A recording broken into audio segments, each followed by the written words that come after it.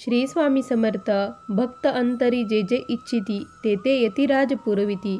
दृढ भक्ती जयाची त्याती होती कल्पतरू। किती सुंदर ओवी स्वामीचरित्रामध्ये स्वामींनी स्वतः सांगितली आहे। भक्तांच्या मनातील सर्व इच्छा स्वामी महाराज पूर्ण करत असतात। ज्यांची दृढ श्रद्धा भाव स्वामीवर असतो त्याच्या जीवनाचं सार्थक स्वामी महाराज केल्याशिवाय राहत नाही। भक्तावरती येणारे असंख्य संकट स्वामी महाराज वरच्यावर झेलत असतात। या ताईंसोबत देखील असंच काही घडलं आहे। या ताईंना खूप भयानक त्यांच्या आयुष्यामध्ये घटना घडली, त्यातून स्वामींनी कसे त्यांना बाहेर काढले या अनुभवातून आपल्याला हेच शिकायला मिळणार आहे। त्यामुळे हा अनुभव अगदी शेवटपर्यंत प्रत्येक स्वामी भक्ताने बघावा। चला तर मग वेळ न लावता ताईंच्या शब्दात या सुंदर अशा अनुभवाला सुरुवात करूया। तत्पूर्वी तुम्ही जर आपल्या चॅनलवरती नवीन असाल तर सबस्क्राईब करायला विसरू नका, कारण असेच रोज स्वामी आईंचे नवीन नवीन अनुभव या चॅनलवरती येत असतात। ताई म्हणतात, सर्वप्रथम सर्वांना श्री स्वामी समर्थ। माझ्या जीवनाचे सूत्रधार असलेले, या ब्रह्मांडाचे चालक मालक पालक, अंधाराकडून प्रकाशाकडे नेणारे श्री स्वामी समर्थ महाराज यांच्या चरणी त्रिवार वंदन। स्वामी भक्तांनो, मी नागपूर येथील रहिवासी आहे। आमचं मूळ गाव हे पुणे आहे, पण माझे मिस्टर हे सरकारी जॉबला होते। त्यांची ट्रान्सफर झाल्यामुळे आम्हाला नागपूर येथे यावं लागलं। आम्ही नागपूर येथे सेटल झालो। माझे सासू सासरे हे माझ्या मिस्टर जेव्हा छोटे होते तेव्हाच एक्सपायर झालेले होते। एक दीर आहे, ते सेपरेट राहतात आणि आम्ही इकडे राहतो। आमची फॅमिली आणि आम्ही, माझे 2 मुलं, मला एक मुलगा आणि एक मुलगी आणि माझे मिस्टर, असं आमचं छोटंसं कुटुंब। आमच्या घरामध्ये महाराजांचा वास हा पूर्वीपासूनच होता, पण आम्हाला तो कधी कळालाच नाही। आम्ही ज्यावेळेस पुण्यावरनं नागपूरला येणार होतो त्यावेळेस मी नकळतपणे स्वामींचा फोटो माझ्यासोबत घेऊन आली होती, कारण माझ्या मैत्रिणीने आम्हाला जी आमची वास्तुशांती झाली त्यामध्ये स्वामींचा फोटो आमच्यासाठी गिफ्ट दिला होता आणि तो फोटो मी सामानमध्ये घेऊन आली। आणि इकडे येताना म्हणजे देवाला मी विनंती केली की मला चांगल्या ठिकाणी, चांगल्या एरियात, चांगल्या जागेमध्ये घर मिळू द्या। तर थोडंसं बाहेर आउटसाईडला खूप साऱ्या बिल्डिंग वगैरे चालू होत्या। नवीनच बिल्डिंग झालेली होती आणि तिथे आम्ही रेंटनी राहू लागलो। आमचा तिथे प्रवास सुरू झाला। त्यामध्ये स्वामी भक्तांनो, माझे मिस्टर सकाळी 7 वाजता जायचे तर रात्री येत असायचे, त्यामुळे ते दिवसभर बाहेरच असायचे। सर्व मुलांची जबाबदारी माझ्यावरतीच होती। ज्यावेळेस आम्ही इकडे आलो होतो नागपूरला त्यावेळेस मला माझी मुलगी ही 4 ते 5 वर्षाची होती। त्यानंतर मला दुसरी प्रेग्नेन्सी राहिली, त्यामध्ये 1 वर्ष गेलं। माझी मुलगी ही शाळेत जाऊ लागली, त्यानंतर मला मुलगा झाला आणि आता सर्व वेळ माझा त्याच्यामध्ये जाऊ लागला होता। मुलीला शाळेत सोडवायचं, त्यानंतर मुलाचं बघायचं, यामध्येच माझा दिवस जात असायचा। एक दिवस असंच झालं, मुलाला झोपी लावलं होतं। माझी मुलीची बस ही 8 वाजता येत असायची। 8 वाजता यायची, मी तिला खाली सोडण्यासाठी 8 वाजता गेली होती। मुलगा झोपलेला आहे म्हटलं, तोपर्यंत मी हिला सोडून येते। तर अचानक मी जेव्हा खाली गेली त्यावेळेस मुलाच्या रडायचा आवाज आला। तो उठला आहे असं मला वाटलं। मग मी मुलीला म्हटलं, तू इथेच थांब, बस येईल आणि तू बसमध्ये जा म्हटलं। आता तू जर वरती तुला घेऊन गेली तर बस येईल आणि बस निघून जाईल, तुझी शाळा मिस होईल। तो रडतो आहे। माझा जीव इकडे पण अर्धा झाला आणि तिकडे पण अर्धा, काय करावं तेच कळेना। मग मुलीला तिथे उभे केलं, धावत पळत वरती गेली, त्यानंतर मुलाला घेतलं आणि लगेच खाली येण्यासाठी आली। तर तोपर्यंत माझी मुलगी ही निघून गेलेली होती। बस आली असेल आणि मुलगी गेली असं मला वाटलं। मग मी घरात गेली, त्यानंतर माझे काम दिवसभराचे हे रुटीन माझं सुरू झालं। आता मुलगी संध्याकाळी येईल 5 वाजता असं वाटलं। तिच्यासाठी मी डाळ भात वगैरे सर्व काही करून वगैरे ठेवलं आणि तिची वाट बघत रोजच्यासारखी मी तिथे रस्त्यावरती जाऊन उभी राहिली मुलाला घेऊन। त्यानंतर बस त्या दिवशी आली, पण माझ्या मुलीला तिने सोडलंच नाही। मी त्यांना विचारलं की मुलगी का बरं आली नाही, तर ते म्हणले सकाळी तर मुलगी आलीच नाही। मला वाटलं तुम्हाला आज पाठवायचंच नाही, कारण तुम्ही रोज उभे राहतात, ते ड्रायव्हर अंकल असे बोलले। त्यावेळेस माझ्या काळजाचा ठोका चुकला। आता काय करायचं, मला खूप मोठा प्रश्न समोर उभा राहिला होता। त्यानंतर स्वामी भक्तांनो, आम्ही याच्यात शाळेत तर कळालं की शाळेत आली नाही। मग मी मिस्टरांना फोन केला की असं घडलं। माझा खूप थरथर काप होत होता, काय करावं तेच कळत नव्हतं। कुठल्या देवाकडे जावं, काय जावं ते काहीच कळत नव्हतं। त्यानंतर आम्ही मग माझे मिस्टर आले आणि आम्ही सरळ पोलीस स्टेशनला गेलो. तिथे आम्ही तक्रार नोंदली आणि त्यानंतर रोज पोलीस स्टेशनच्या चक्रा आम्ही घालू लागलो. त्यावेळेस पोलीस म्हटले की आम्ही चौकशी करत आहोत, काही तपास लागला तर लगेच कळू. अशी कशी त्यांनी सर्व काही घेतलं, फोटो वगैरे. रोज पोलीस स्टेशनला जाऊन चौकशी करायचो तर ते म्हणायचे की तपास चालू आहे, काही कळालं तर आम्ही तुम्हाला लगेच सांगू. माझा जीव कासावीस होत होता. सर्व काही तिच्याजवळ राहिलं होतं, कारण खूप छोटं लेकरू होतं आणि टी व्हीवरती अशा बातम्या ऐकून तर मला काय करावं तेच कळत नव्हतं. त्यावेळेस ही घटना सर्वत्र पसरली आणि जी माझी मैत्रीण आहे तिने मला म्हणजे फोन केला की ती जवळच माझ्या राहते. आणि तर तिने फोन केला की काय झालं म्हटलं. तिला मी सर्व सांगितलं. मला सांगता येत नव्हतं आणि खूप रडूही येत होतं. त्यावेळेस ती म्हटली, हे बघ, तू महाराजांची सेवा कर, महाराजांचं नामस्मरण कर, तारक मंत्राचं अनुष्ठान कर, ते काहीतरी मार्ग नक्की काढतील आणि छकुली नक्की घरी येईल, असं ती मला म्हटली. आणि त्यावेळेस आमच्या देवाऱ्यामध्ये महाराजांचा फोटो होता, पण मी काही एक करत नव्हते. फक्त दिवा वगैरे लावणं मिस्टर सकाळी करायचे, बाकीचं काहीच माझ्याकडून होत नव्हतं. आता अशा वेळेस अशी परिस्थिती होती. मी साष्टांग दंडवत घातलं आणि महाराजांना म्हटलं की जर माझी मुलगी सापडली, ती जर सुखरूप घरी आली तर मी तुमच्या अक्कलकोटच्या 300 वाऱ्या करेल. 300 वेळेस मी अक्कलकोटला येईल आणि तिथे येऊन मी साष्टांग दंडवत तुम्हाला घालेल. फक्त तुमचा चमत्कार दाखवा, काहीतरी अनुभव मला येऊ द्या, माझी मुलीचा काहीतरी क्ल्यू भेटू द्या आणि ती मला मिळू द्या, कारण तिच्याशिवाय मी जगू शकत नाही, असं मी स्वामींना म्हटली. त्यानंतर तारक मंत्र मला तर येतही नव्हता. मग मी तो मोबाईलवरती लावला, एका पेजवरती लिहून घेतला. त्यानंतर मग तारक मंत्र मी बोलू लागली. तो म्हटलं की मला बरं वाटायचं की म्हणजे आहे बा कोणीतरी मला नक्की देईल. यामध्ये जवळपास स्वामी भक्तांना 1 आठवडा पलटून गेला. 1 आठवड्यामध्ये तुम्ही विचार करा माझी परिस्थिती काय झाली असेल. माझं सारखं लक्ष माझ्या लेकराकडं होतं.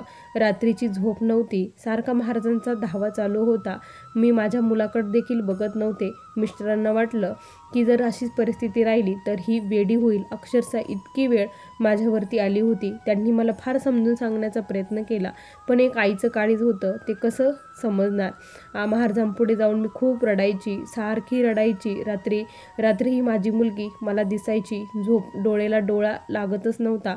त्यानंतर 1 आठवड्यानंतर पोलिसांचा फोन आला की एक मुलगी सापडली आहे, ती तुमची आहे का, बघून घ्या, असं म्हटले. त्यावेळेस मला असं खूप आनंद झाला की माझी मुलगी आता सापडली म्हणून. आणि मग आम्ही पोलीस स्टेशनला गेलो, तिथे बघितलं. तर बघितल्यानंतर जेव्हा ती मुलगीला मी बघितलं, तिची अवस्था बघितली, त्यावेळेस मला खूप म्हणजे खूप असं हे होत होतं, थरथर काप होत होता, कारण ती मुलगी माझीच होती. कारण तिचे पूर्ण कपडे हे फाटले होते.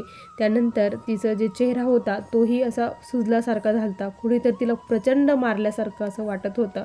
तर मग मी ती मुलगी आम्ही तिला घेतलं आणि मग ती खूप रडत होती. ती बोलतच काही नव्हती. ते मग आम्ही तिला शांत वगैरे केलं. मी घरी आणलं. काही असो, कुठेही असो, काही असो, पण माझी मुलगी माझ्या ताब्यात मिळाली हे माझ्यासाठी खूप आहे, हे मी म्हटलं. आणि मग आम्ही घरी आलो. पोलिसांनी सांगितलं की ही म्हणजे रस्त्यावरतीच आम्हाला सापडली, म्हणून भेटली आम्हाला रस्त्यावरती. तर त्यानंतर सर्व तिला म्हणजे जबाबदारी देतच नव्हती. मग मी तिला घरी आलं, आंघोळ वगैरे घातली. तिच्याशी ती काही बोलतच नव्हती, एकदम शांत, एकदम एखादी नाही का घाबरलेलं बाळ कसं असतं तशी ती एकदम घाबरली होती. तिला असं थोडं जरी जोरात बोललं तरी ती अशी डचकून हे व्हायची, जणू काय तिला 8 दिवसापासून झोपच नाही, अशी तिची अवस्था झालेली होती. डोळे पूर्ण सुजलेले होते. हिचं नेमकं काय झालं हे कळायला मार्गही नव्हता. मग मी तिला शांत केलं. त्यानंतर आंघोळ घातली, जेव वगैरे घातलं. महाराजांना पुढे मी गेली, तिलाही पाया पाडलं. मीही स्वामींचे खूप आभार मानले आणि स्वामी, माझी मुलगी माझ्यासोबत आली, आता मी तुमच्या 300 हे करणार, वाऱ्या करणार, हे माहीत आहे. त्यानंतर मग मी जेव्हा ती शांत झाली तेव्हा तिला विचारलं की काय झालं, तू कुठे गेली, कशी गेली. त्यावेळेस ती म्हटली, आई, जेव्हा तू वरती गेली त्यावेळेस एक गाडी पाठीमागनं आली आणि त्या गाडीने मला ते लोक काहीतरी माझ्या तोंडाला लावलं आणि मला ते घेऊन गेले, असे ती म्हटली. आणि त्यानंतर त्यांनी मला खूप मारलं आणि ते मला जबरदस्तीने घेऊन जात होते. पण त्यावेळेस काय झालं, तिथे एक असे खूप धष्टपुष्ट असे आजोबा होते. ते आजोबा आले आणि त्यांनी मला त्यांच्या तावडीतून सोडून घेतलं आणि मला तिथे रस्त्यावरती सोडलं. मी त्या आजोबांसोबत जाण्याचा खूप प्रयत्न करत होती, पण ते आजोबा म्हणे, "तू इथेच थांबून राहा, तू तुझ्या आईकडे बरोबर जाशील." त्यांचे असे शब्द ऐकून मी तिथेच थांबून राहिली. त्यानंतर पोलीस अंकल आले आणि मग मी आले, तुझ्याकडे आले असं जेव्हा म्हटली, त्यावेळेस मला रडूच आवरत नव्हतं. कारण जर मी महाराजांपुढे गेली नसती, त्यांचा तारक मंत्र म्हटली नसती, त्यांची भीक मागितली नसती, तर आज माझी मुलीसोबत काहीही घडलं असतं आणि ती मला मिळाली नसती. माझ्या स्वामींनी प्रत्यक्षात तिथे जाऊन माझ्या मुलीला वाचवलं होतं. त्यामुळे आमच्यावरती स्वामींचे फार मोठे उपकार त्यावेळेस झाले होते. त्यानंतर मग मी जे स्वामींना नवस बोलली होती, तो नवस फेडायचा वेळ आलेली होती. मला आता दर पौर्णिमेला महिन्यातून एकदा तरी अक्कलकोटला जायचं आहे असं मी मिस्टरांना सांगितलं. कारण मी स्वामींना बोलली होती. मिस्टर म्हटले, ठीक आहे, पण म्हणतात ना की नवस जरी फेडायचा असला, जेव्हा स्वामींची इच्छा होते, जेव्हा स्वामी बोलावतात, तेव्हाच आपण तिथे जाऊ शकतो. मी त्यासाठी तिथे जाण्यासाठी खूप प्रयत्न करायचे, पण काही ना काही यायचं आणि कॅन्सल होत असायचं. पण या पौर्णिमेला मी म्हटलं की काही हो, मिस्टरांना म्हटलं की मला जायचंच आहे. एकदा तरी मला तिथे जाऊन दंडवत घालायचं आहे, कारण माझ्या आयुष्यातील खूप म्हणजे खूप मोठी गोष्ट स्वामींनी मला आज दिली आहे. मग मिस्टर म्हटले, ठीक आहे, आपण सर्वजण जाऊ. मग मिस्टरांनी गाडी केली आणि आम्ही एक नंबर अक्कलकोटला जाण्यासाठी निघालो. ती माझी पहिली यात्रा होती अक्कलकोटची. आम्ही तिथे गेलो. तिथे गेल्यानंतर मी वटवृक्ष मंदिराखाली गेले आणि तिथं स्वामींना साष्टांग दंडवत अगोदर घातलं आणि माझ्या मुलीलाही नतमस्तक केलं. स्वामी, आता मी तुम्हाला कधीही विसरणार नाही आणि माझा जो मी नवस केला आहे, तो तुम्हीच माझ्याकडून पूर्ण करून घ्या, असं मी स्वामींना बोलली. त्यानंतर सर्व काही झालं. मग हळूहळू मला स्वामी सेवेची माहिती होऊ लागली. स्वामींची सेवा कशी करायची, काय, ते सर्व काही माहीत होऊ लागलं. मग मी खूप नामस्मरण वाढवलं. नामस्मरणाची सेवा सुरू केली. त्यानंतर तारक मंत्राची सेवा सुरूच होती. माझं स्वामीचरित्राची सेवा, मुलगा पाहून, घरचं सगळं पाहून सेवा करायला फार वेळ मिळत नसायचा, पण जेवढं जमेल तेवढं करायची. मोबाईलमध्ये लावायची, त्या मोबाईलमध्ये लावलं की ते स्वामीचरित्र पूर्ण ऐकायची, असं चालू होतं. आणि दर पौर्णिमेला अक्कलकोटला मी जायची म्हणजे जायचीच. खूप म्हणजे अंतःकरणापासून स्वामींची खूप ओढ लागली आणि स्वामी दर्शनाची ओढ इतकी लागली की स्वामी मला भेटावं अशी इच्छा माझी 2 वर्षांनी प्रकट झाली. स्वामींनी मला भेटावं, दर्शन द्यावं असं मला वाटायचं. त्या दरम्यान गिरनारलाही जाण्याचा योग आला. स्वामींनी गिरनारची ही यात्रा माझ्याकडून खूप छान करून घेतली. त्यानंतर जेव्हा अक्कलकोटला पौर्णिमेला जायचं होतं, पैसे काहीच राहिलं नव्हतं, कारण त्या महिन्यामध्ये हॉस्पिटलचा खूप खर्च आम्हाला आला होता. जणू काय स्वामी महाराज माझी परीक्षाच बघत होते की हिच्याकडे पैसे नसेल तर ही कशी येईल, ते त्यांना बघायचं होतं असं वाटत होतं. पौर्णिमा जवळ येत होती. मिस्टर म्हटले, या महिन्यात खूप तंगी आहे, मार्च एंड पण चालू आहे, त्यामुळे तू ह्या महिन्यामध्ये जाऊ नको असं मिस्टर म्हटले.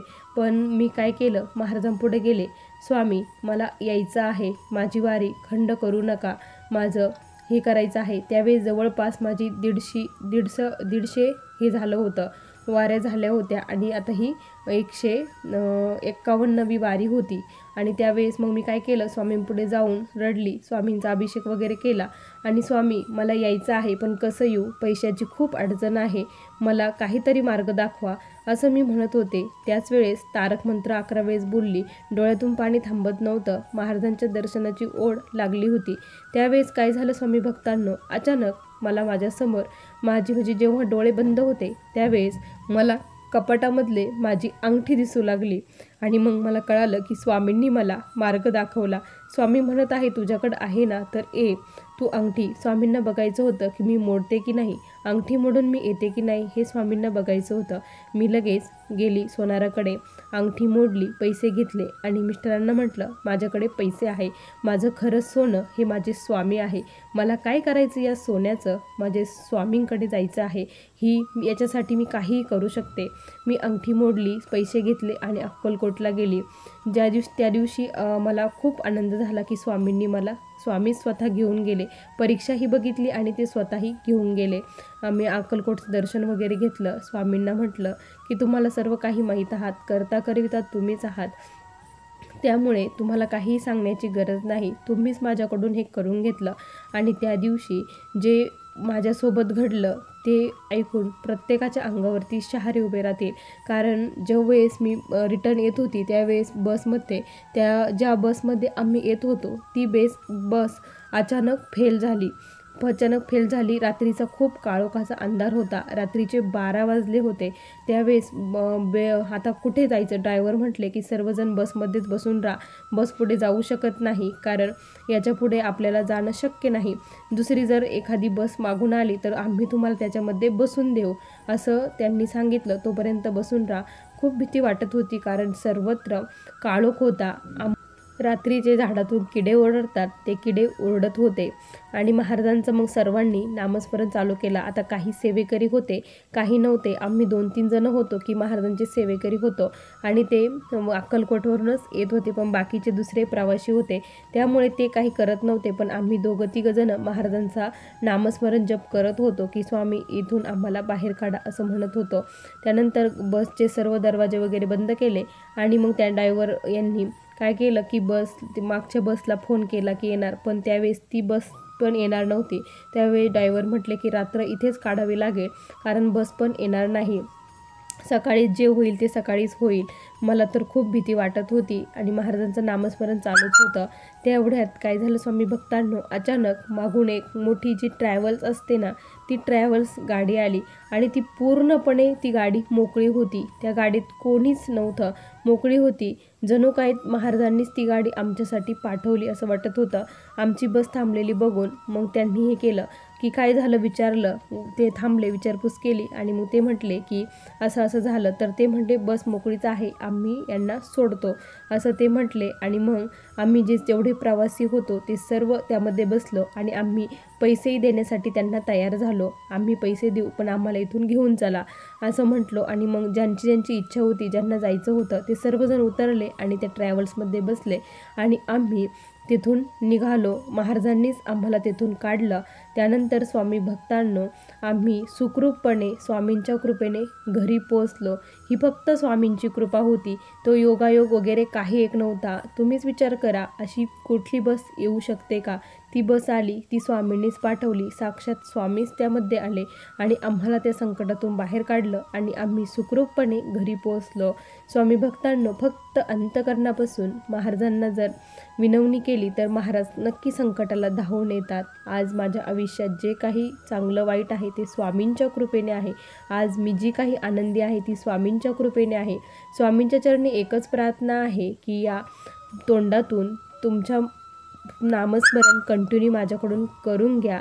मला शक्ती द्या, बुद्धी द्या, आणि तुमची सेवा खूप करून घ्यावी, एवढीच तुमच्या चरणी प्रार्थना. असा मला आलेला हा स्वामींचा अनुभव होता. श्री स्वामी समर्थ. बघा स्वामी भक्तांनो, किती सुंदर अनुभव आहे या ताईंचा. तुम्हाला हा अनुभव कसा वाटला नक्की कमेंटमध्ये कळवा. पुन्हा भेटूया अशा सुंदर अनुभवासोबत. तोपर्यंत सर्वांना श्री स्वामी समर्थ. जय जय स्वामी समर्थ. श्री गुरुदेव दत्त.